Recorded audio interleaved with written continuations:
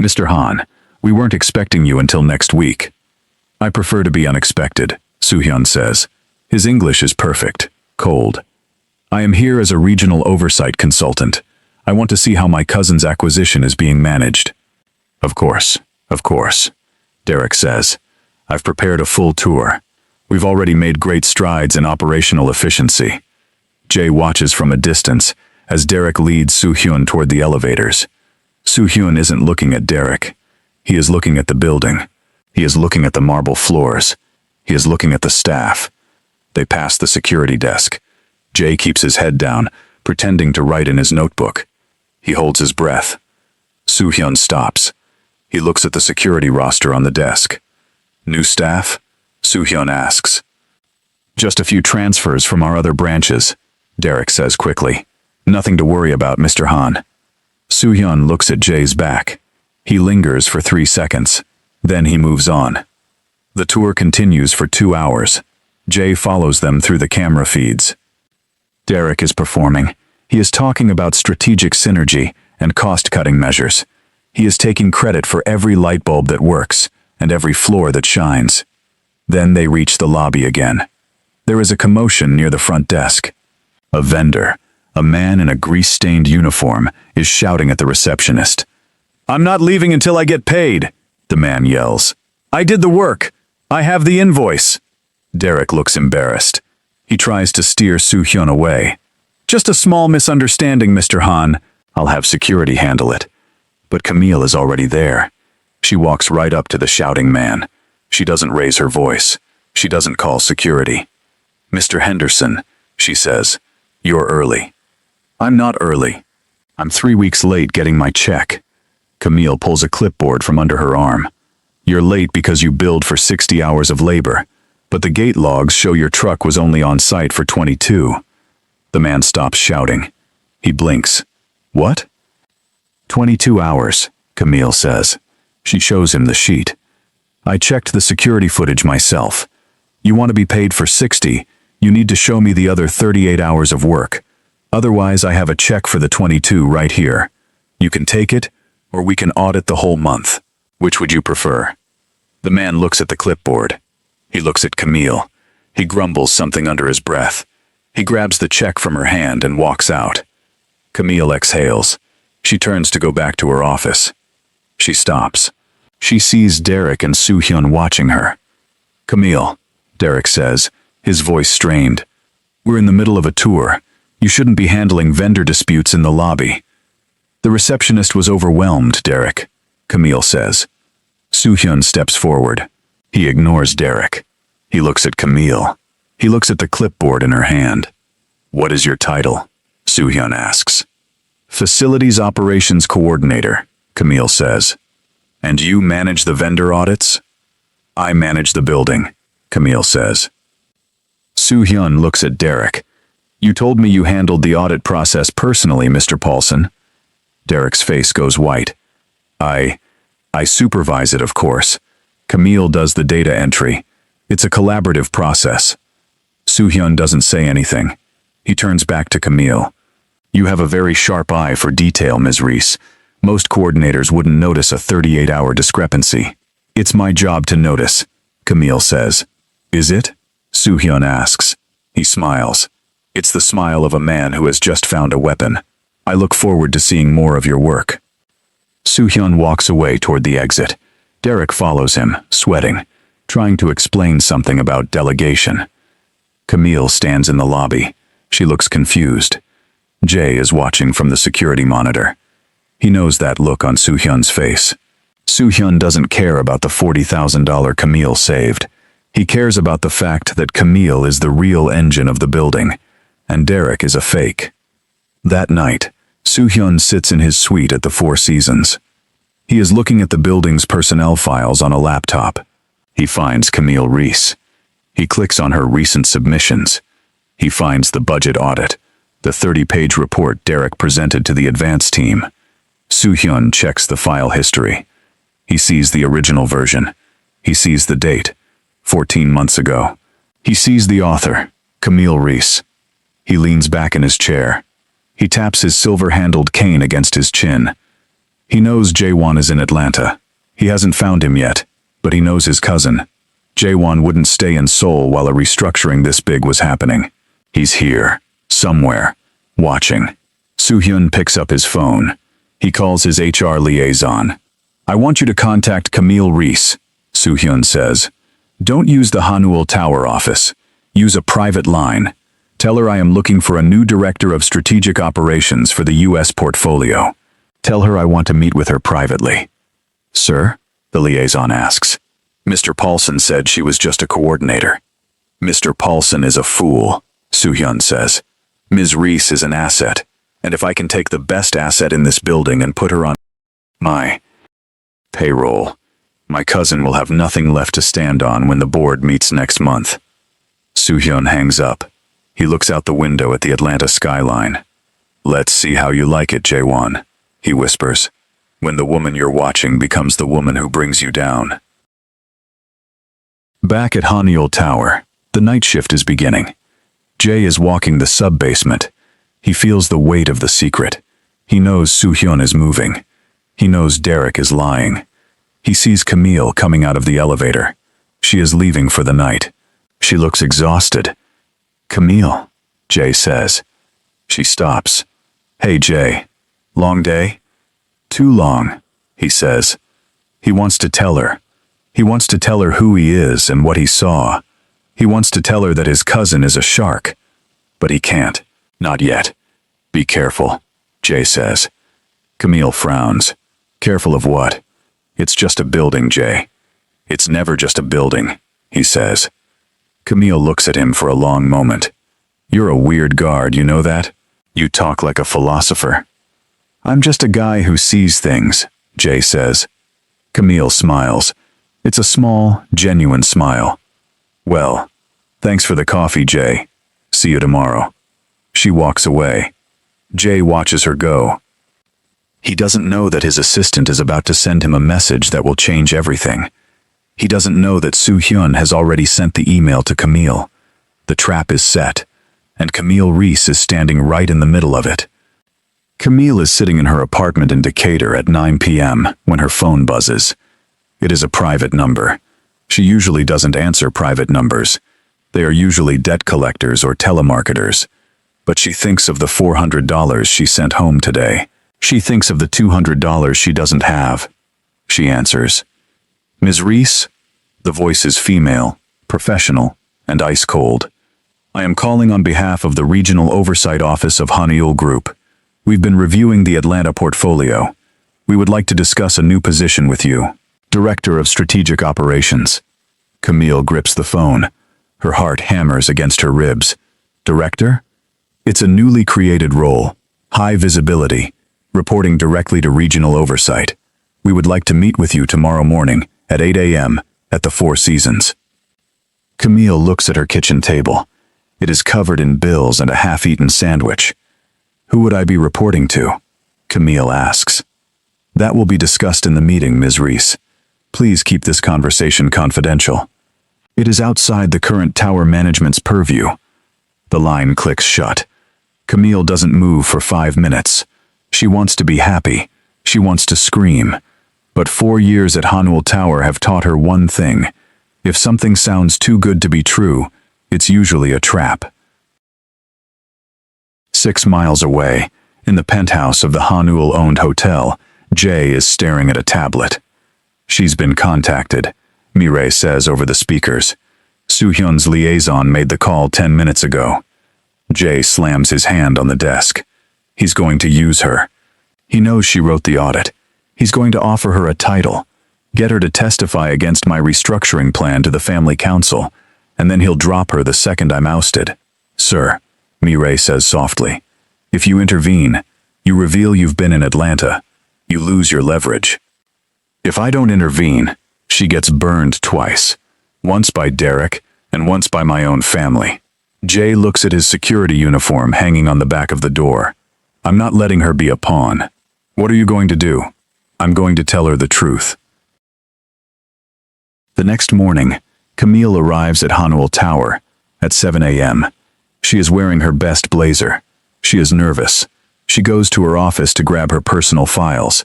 the backup logs she keeps in her desk. If she's going to a meeting at the Four Seasons, she needs her proof. She opens her office door.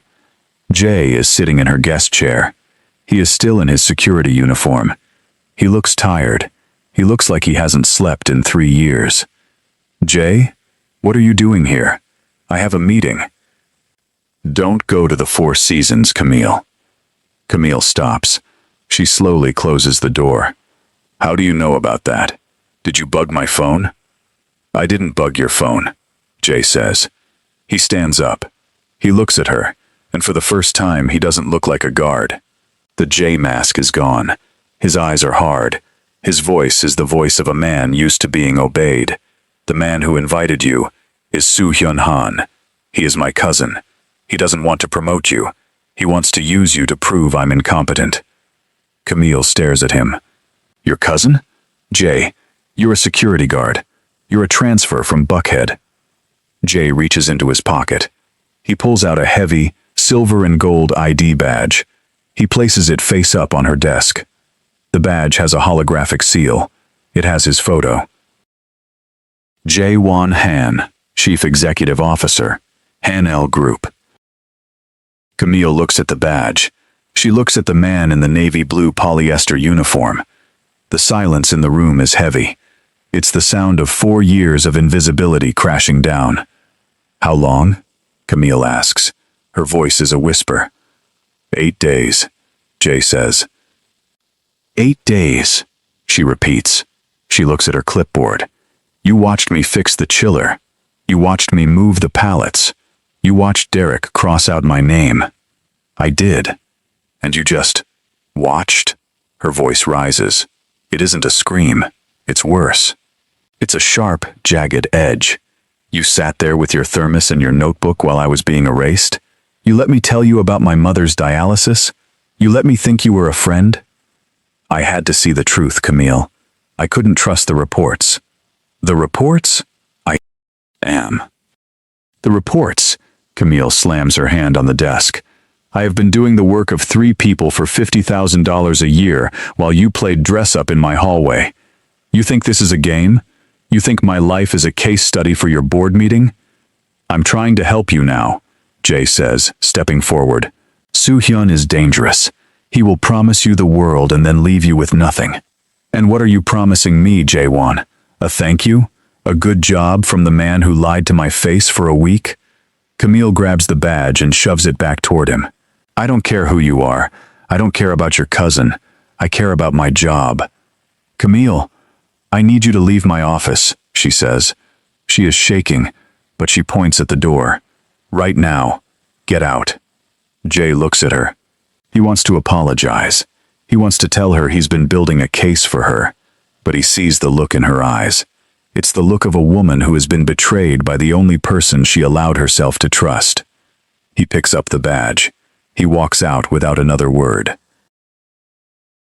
Camille sits at her desk and puts her head in her hands. She feels sick. She doesn't go to the Four Seasons. She stays at her desk.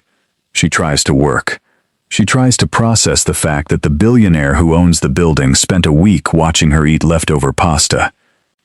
At 2 p.m., there is a knock on her door. It isn't Jay.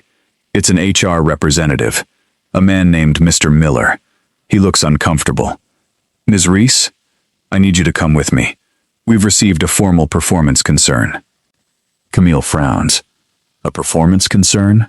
From who? From your supervisor, Derek Paulson. Camille follows him to the HR office. Derek is already there. He is sitting with a thick manila folder in his lap. He doesn't look at her. He looks at the wall. Derek has filed a report regarding the freight elevator incident last Tuesday, Mr. Miller says. The report states that your unauthorized attempt to repair the sensor caused a power surge that damaged the clinic's dialysis equipment. He has also documented 3 other instances of insubordinate behavior and mismanagement of vendor logs. Camille feels the blood drain from her face. That's a lie. The elevator worked perfectly. I delivered the filters myself. And Derek wasn't even in the building. He was at dinner.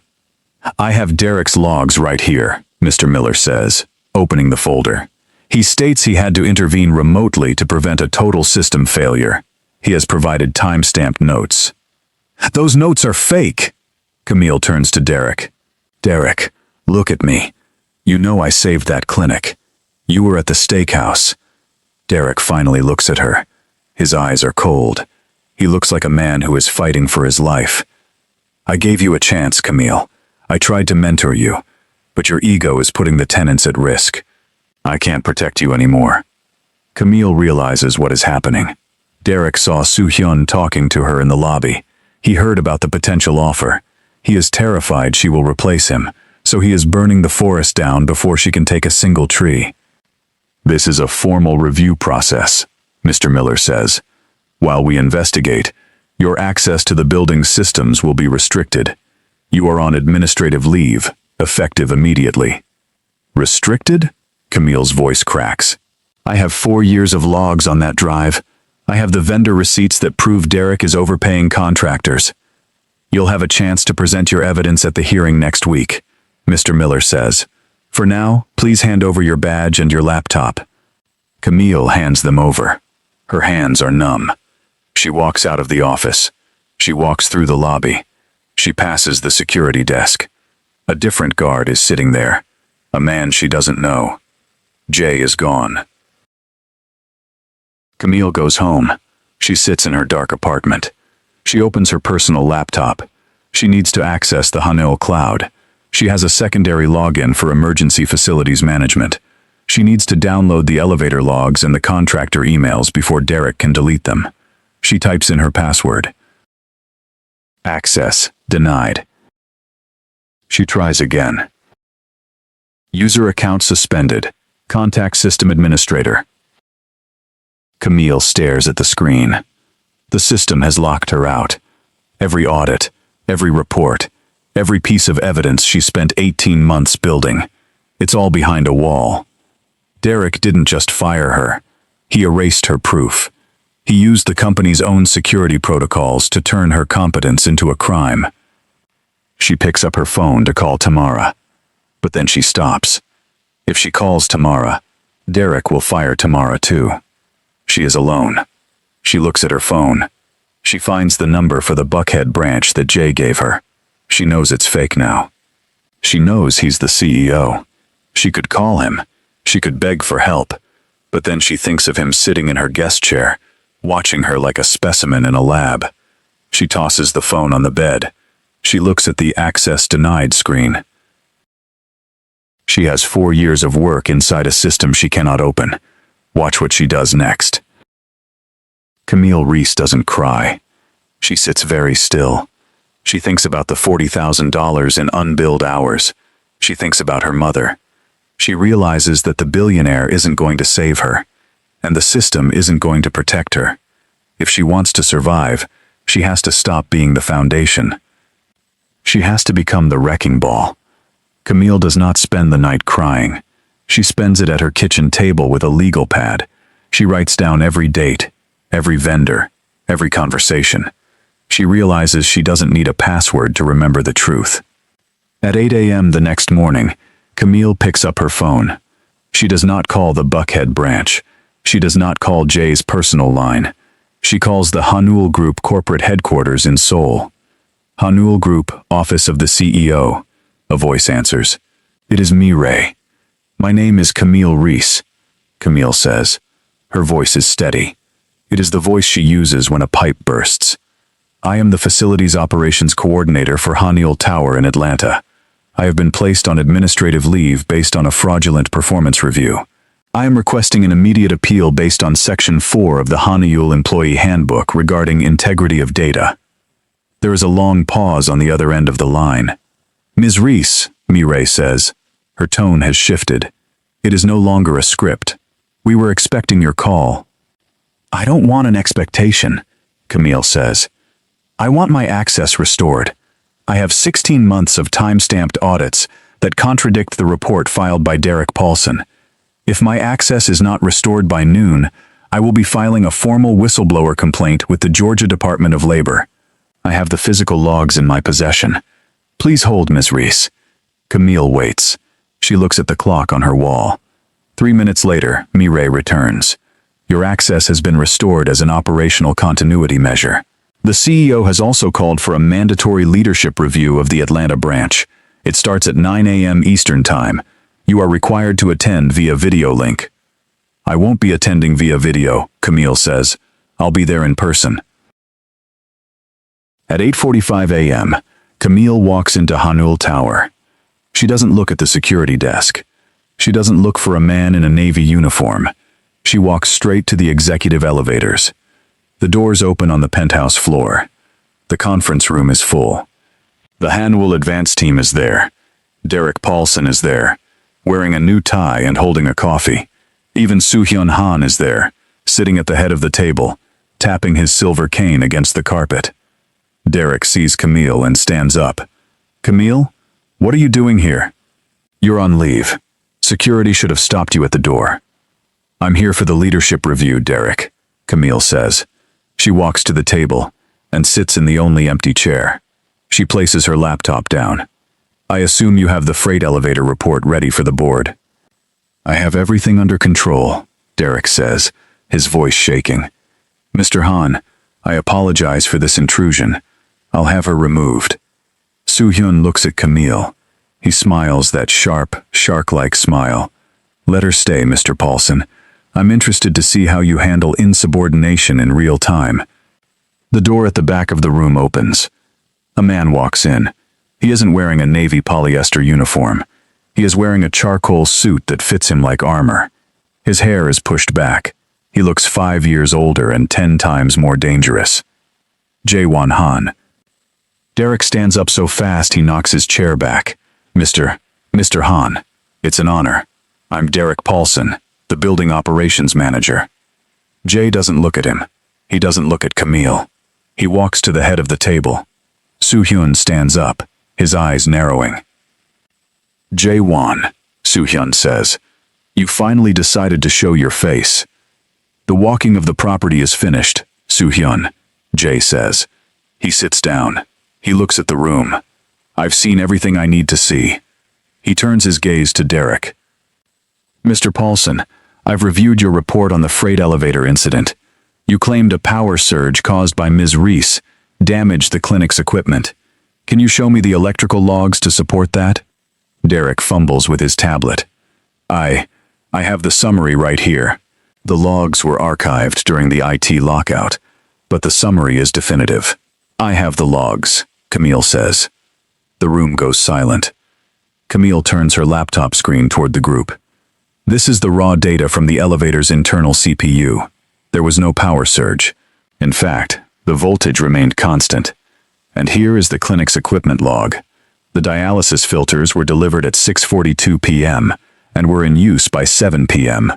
No damage was reported. She clicks to the next slide. And here is the budget audit Derek presented last week. If you look at the metadata, the file was created on my workstation 14 months ago. The black ink used to cross out my name on the physical copy was a marker brand permanent felt tip. I have the receipts for that marker from Derek's own supply order. Derek is panting now. She's lying. She's manipulating the data. She's a coordinator. She doesn't even have the clearance. I gave her the clearance, Jay says. He looks at Derek. The temperature in the room seems to drop 10 degrees. I was standing 10 feet away when you crossed her name out, Derek. I was in the sub-basement when she fixed the elevator you were too busy to manage. I was the security guard who watched you steal 18 months of a woman's life because you were afraid she was better at your job than you are. Derek sinks into his chair. He looks like a balloon that has just been pricked.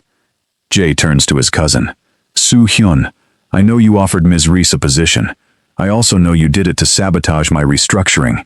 You wanted to use her talent to hide Derek's incompetence, so you could blame the building's failures on my leadership. Soo-hyun laughs softly. He stands up and grabs his cane. It's a game of chess, Jae-won. You found a good piece. I simply tried to take it. She's not a piece, Jay says. She's the director of building operations. He looks at the Hanul advance team. The restructuring plan is finalized. Effective immediately, the position of operations manager is abolished. A new role has been created, Director of Building Operations. This role reports directly to me. It requires 4 years of facilities experience and professional certification. There is only one person in this building who qualifies. He looks at Camille. The salary is $160,000. It includes a signing bonus, equivalent to the hours you were never billed for, and it comes with one specific authority. Jay looks back at Derek. The director has the mandate to conduct a full retroactive audit of all management decisions made during the transition period, including contractor billing and departmental reporting. Any discrepancies found will be referred to legal for restitution. Derek's face goes from white to gray. He knows what that means. Every kickback, every overpayment to his golf buddies. Camille is going to find them all, and she's going to have the power to make him pay. Mr. Paulson, Jay says, you are relieved of your duties. Security is waiting outside to escort you from the building. Do not take your laptop. It is now property of the director's audit. Derek stands up. He looks at Camille. He looks like he wants to say something about his daughter, about fatherhood, about why he did it. Camille doesn't look at him with hate. She looks at him with the same professional stillness she uses for a broken sensor. She has already moved past him. Derek is led out by 2 guards. Real guards. Soo-hyun looks at Camille, then at Jay. You've made your point, Jae-won. But the family council still wants to hear about the security guard stunt. They'll think you're unstable. They'll think I'm the only one who actually knows what the company owns, Jay says. Now if you'll excuse us, we have a building to run. Soo-hyun leaves.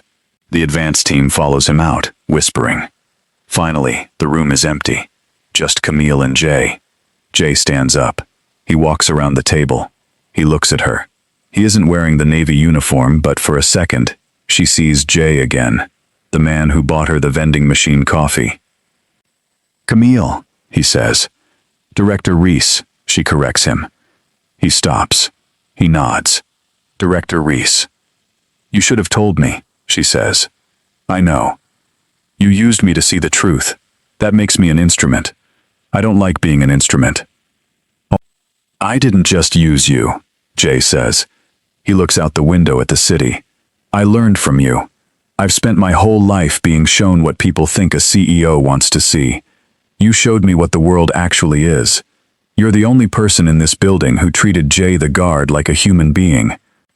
That's because he was a human being, Camille says. The suit doesn't change that, but it doesn't excuse the lie. I know, Jay says. I have a lot to earn back. I'm not asking you to forgive me today. I'm asking you to do the job, because no one else can. She didn't need him to save her. She needed the record to finally tell the truth. This is what that looks like. Camille stands up. She picks up her laptop. She thinks about her mother. She thinks about the $160,000 salary. She thinks about the $11,000 in student debt that will be gone by Friday. She looks at Jay. I'm taking the job, she says, but I'm not doing it for you. And I'm not doing it for Hanel Group. Who are you doing it for? Camille walks toward the door. She stops and looks back at him. I'm doing it for the next woman who straightens the pages of a report and wonders if anyone will ever see her name. She walks out. Jay watches the door close. He stands in the silence of his empire. His phone rings. He looks at the screen. It is the family council in Seoul. His cousin has already started the counterattack. The board will be furious. His inheritance is at risk. He has a war waiting for him on the other side of the ocean. He answers the phone.